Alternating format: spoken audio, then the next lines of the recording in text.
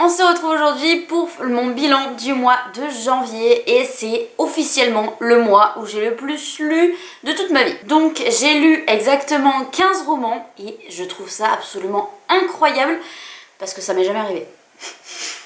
Non, le maximum que j'avais fait jusque là c'était 12 ou 13 je crois. Là il y en a 15, donc peut-être que je vais séparer cet update en deux parce que ça risque d'être un peu long. Je sais pas, on verra au montage, je verrai combien de minutes il y a à dérocher et puis je me ferai un avis, soit il y a deux parties, soit il y en a qu'une, je ne sais pas. Mais en tout cas, bah c'est parti, on va pas s'éterniser trop longtemps parce que visiblement il y a de quoi faire et de quoi dire. J'ai commencé l'année en finissant une saga, oui il fallait, vu le nombre de sagas en cours que j'ai, il était temps. J'ai donc terminé la saga The Prison Healer de Lynn et Noni, donc avec The Blood Trader, que j'ai là dans une édition Order. Celui-ci sort en mars en français, chez Hachette. C'était trop bien, voilà. Si je devais résumer mon avis, ça s'arrêterait comme ça, c'était trop bien. J'ai adoré. C'est une saga dans laquelle on suit Kiva qui est en prison depuis 10 ans et qui est donc la guérisseuse de la prison. Et un jour, la reine rebelle se retrouve emprisonnée, sauf qu'elle est incapable de passer les épreuves qu'elle est censée passer et Kiva va prendre sa place. Et ça part de là. Le premier tome est incroyable, le deuxième je l'ai trouvé un peu en dessous du premier et celui-ci j'ai adoré. On retrouve les retournements de situation à foison, les engueulades, les complots, il y a plusieurs ennemis. Franchement c'était trop cool, tu t'ennuies pas. Voilà, c'est un livre dans lequel tu t'ennuies pas, une saga entière d'ailleurs dans lequel tu t'ennuies pas parce qu'il y a toujours quelque chose. Il y a toujours quelqu'un pour venir embêter les gens, tu vois. Mais vraiment c'était super chouette, voilà. Je pouvais pas rêver mieux pour commencer l'année que commencer avec un coup de cœur, voilà. Clairement c'est un coup de cœur. Mais la saga entière est un coup de cœur. C'est l'une des meilleures sagas que j'ai lues. J'ai également lu Un palais de cendres et de ruines de Sarah J. Maas qui est sorti chez La Mannequinière Fiction, qui est donc le troisième tome de ACOTAR, donc Un palais d'épines et de roses. J'ai eu un énorme coup de cœur pour le 2, le 3 est sympa, mais je l'ai trouvé quand même un peu en dessous du 2. Il se passe plein de trucs, hein, c'est pas le problème, mais on est plus concentré sur les complots politiques, sur la guerre, etc. Moins sur la relation entre les personnages. Et du coup ça m'a un peu moins hypée parce que c'était pas aussi rythmé tout en l'étant, je sais pas trop, je suis un peu entre deux. C'était une très bonne lecture mais je sais pas vraiment dire pourquoi je l'ai moins aimé que le 2. Je pense que c'est vraiment cet aspect guerre là omniprésente qui m'a un peu moins plu. Pourtant c'est généralement ça que je préfère à la relation sur les personnages ou la romance, mais je ne sais pas. J'ai ensuite lu L'héritière rebelle, donc le deuxième tome des Faucons de Ravera de Melissa Caruso, qui est sorti il y a quelques années chez Big Bang. Peut-être Big Bang. J'avais adoré le tome 1, j'ai adoré le tome 2, il y a juste un passage au milieu où il se passe trop rien. On sait pas trop pourquoi on est là, j'ai trouvé que c'était un petit peu long, mais dans l'ensemble c'était absolument génial encore ce livre-là. Je ne sais pas pourquoi, j'ai mis autant de temps à sortir ce second tome alors que là je me suis enchaîné la relecture du 1 en décembre, le 2 en janvier, et puis je me prévois de me lire le tome 3 là en février. Comme ça c'est réglé, c'est plié, une saga de plus. Oui parce que la motivation de cette année c'est quand même de finir des sagas. Voilà, donc j'ai bien commencé, j'ai fini The Blood Trader, j'ai avancé dans Les Faucons de Ravera et j'ai avancé dans ACOTAR. On est pas mal, on est pas mal. Dans ce livre-là, on suit une jeune fille de la noblesse qui se retrouve par hasard dans un village et en fait elle assiste à la démonstration d'un faucon qui laisse exploser ses pouvoirs et pour aider, elle va devenir sa fauconnière. Dans ce monde-là, en gros, chaque magicien a son contrôleur, donc c'est le faucon et le fauconnier, et tout ça contrôlé par un jet au poignet, et il y a des mots pour libérer les pouvoirs, il y a des mots pour les récupérer, et voilà. Enfin franchement, un truc cool. Ensuite, j'ai écouté en audiobook Tant que le café est encore chaud de, je sais plus le prénom, Kawaguchi, qui a fait beaucoup de bruit. Il y a 3 tomes à l'heure actuelle. C'est un livre dans lequel on se trouve dans un café où si tu t'assois à une certaine place en buvant un café, tu peux repartir dans le passé. Et donc il y a des gens qui viennent exprès pour remonter dans le passé, sauf qu'en gros en remontant dans le passé tu sais très bien que même si tu changes tes actes dans le passé ça n'aura aucune conséquence sur le présent et qu'en gros il faut que tu boives ton café avant qu'il refroidisse, sinon tu restes coincé là où tu es. Les histoires sont très touchantes, sauf qu'en fait chaque chapitre est dédié à une mini-histoire et donc du coup j'avais envie de ce fil rouge qui les tient tout le long, qui n'arrive pas en fait, c'est par petit épisode. On suit toujours les mêmes personnages, sauf qu'il y a une nouvelle personne qui rentre pour boire son café et on suit du coup l'histoire de cette personne. Mais je sais pas, il m'a manqué quelque chose, c'était mignon, c'était touchant, les histoires sont un peu horribles certaines, mais en même temps, je sais pas, voilà. Donc je vais sûrement continuer parce que ça se lit très rapidement, c'est des tout petits livres, même en écoute, ça ne fait pas beaucoup d'heures, voilà. Je suis sortie de là un peu bof alors que ça a été un énorme coup de cœur pour énormément de monde. Là j'étais là, ouais, bof. J'ai continué mon mois avec Au bout du rêve de Farah Rochon chez Hachette Rose. Et donc la phrase raccroche cette fois c'est: et si Tiana avait conclu un pacte avec le maître des ombres. C'est l'un des meilleurs Twisted Tales que j'ai lu. Ah mais clairement c'est l'un des meilleurs. C'est passé à un chouïa du coup de cœur franchement. Que dire, les personnages sont très fidèles au Disney. On retrouve une Tiana motivée qui est bosseuse, joyeuse. On se retrouve dans la Nouvelle-Orléans où il y a la musique qui est omniprésente, la culture de là-bas, enfin franchement, quelque chose que t'as pas forcément l'habitude de voir dans les livres. J'adore cet univers, j'ai adoré les personnages, le Twisted Tale est super bien fait. On y suit une Tiana qui fait en fait des mauvais choix et on apprend très vite que les choix ont des conséquences, un peu comme dans la vraie vie quoi. Et t'as beau aimer l'héroïne, tu sais très bien que ses choix ils sont pas bons et pourtant t'as envie de la suivre quoi, t'as envie de la suivre jusqu'au bout du monde et évidemment c'est du Disney, ça finit bien, c'est trop agréable. Bref, il est trop cool, l'aventure était vraiment géniale. Vraiment l'un des meilleurs Twisted Tales, allez le lire si vous aimez les réécritures des Disney. Je sais que tous les Twisted Tales ne sont pas égaux, mais celui-là c'est l'un des meilleurs, allez-y, foncez. Ensuite, je vous ai expliqué dans la vidéo de la semaine dernière que je vous remets dans le petit i, que je m'étais mis dans le caca au niveau des SP parce que je m'étais mis sur NetGalley en pensant en avoir un ou deux et en fait j'en ai eu 7. Bon, voilà, c'est le caca complet. Donc je me suis retrouvée à devoir lire que en numérique sur la fin du mois quasiment. J'ai eu très peu de livres physiques parce que j'avais trop de SP à lire. Donc j'en ai lu 6 sur ce mois, ce qui est énorme hein, mais après j'ai pris énormément de temps pour la lecture, j'ai fait des insomnies, enfin bref je vais pas rentrer dans les détails. Mais en gros la vie a fait que j'ai pu lire autant. Et donc là, la majorité des livres que je vais vous présenter, c'est des SP reçus par NetGalley du coup. Le premier SP que j'ai lu, c'est Ce don perfide de Emily Feed, qui est sorti chez Rajo le 16 janvier. Et c'est une pépite. Voilà, vraiment c'est une pépite. On y suit donc Alessa, qui est la Finestra, et qui a pour objectif de devoir sauver le monde. Rien que ça. Sauf que son pouvoir ne peut pas fonctionner seul, elle a besoin d'un fonté. Les fontés ce sont des personnes qui ont des petits pouvoirs magiques mais à eux seuls ça sert un peu à rien. Donc il faut le coupler à la Finestra et donc elle a déjà eu 3 fontés mais en gros si elle les touche, elle les a fait mourir. Donc en gros elle a été mariée 3 fois, elle a déjà 3 meurtres à son actif.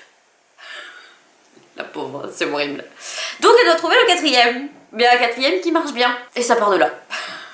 Franchement au début je me suis demandé quand même c'est bizarre, je sais pas, je m'ennuie un peu.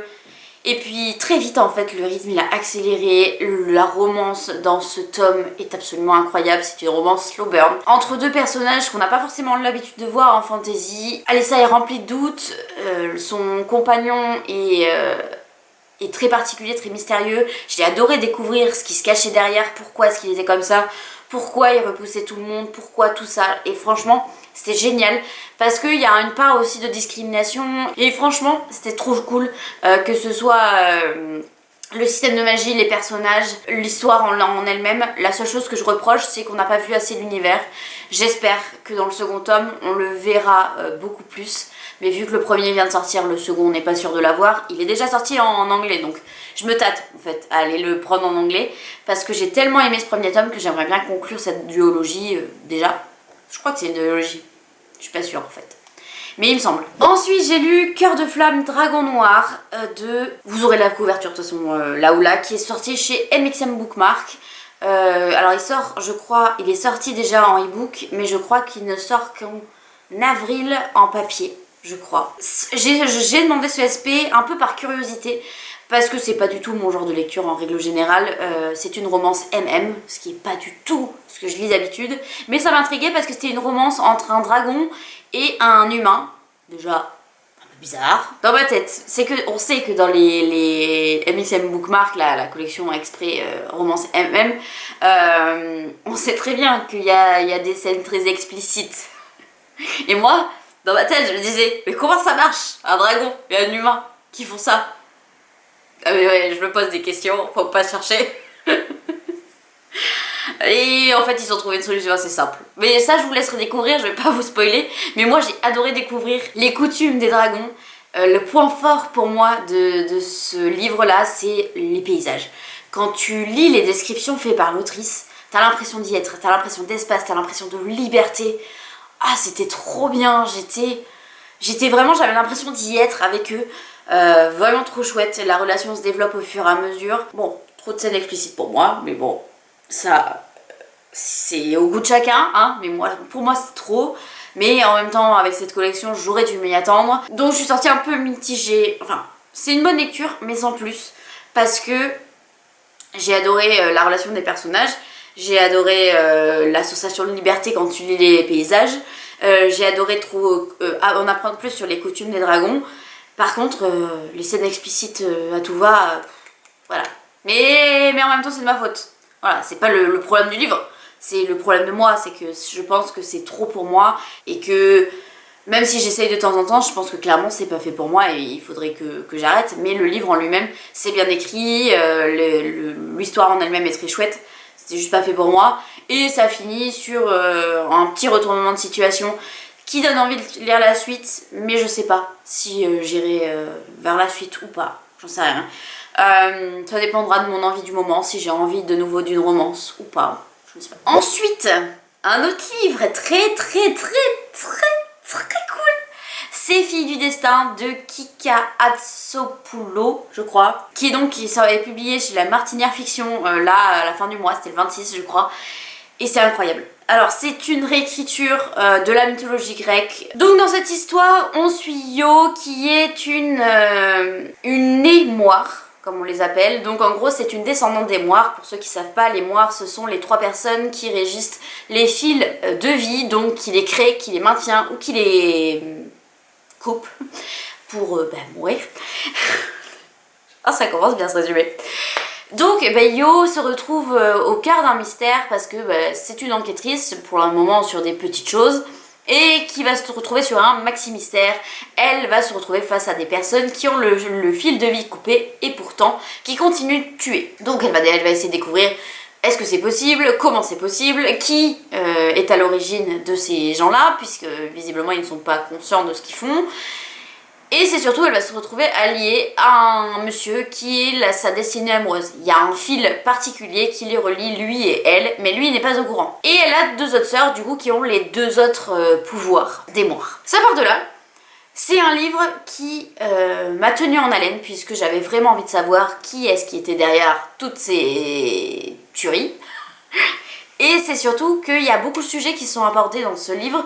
On a toute une partie sur les discriminations, puisque dans ce monde-là, ceux qui sont nés mythes, en gros par rapport à la mythologie grecque, sont discriminés par rapport aux gens normaux, puisque les gens normaux ont peur des nés mythes qui sont là dans le livre. Donc il y a toute une part de discrimination qui peuvent rappeler des choses de notre existence réelle. Ensuite, il y a toute la question de la relation fraternelle, parce qu'elle a une relation très particulière avec ses 2 sœurs. Chaotique, moi je dirais.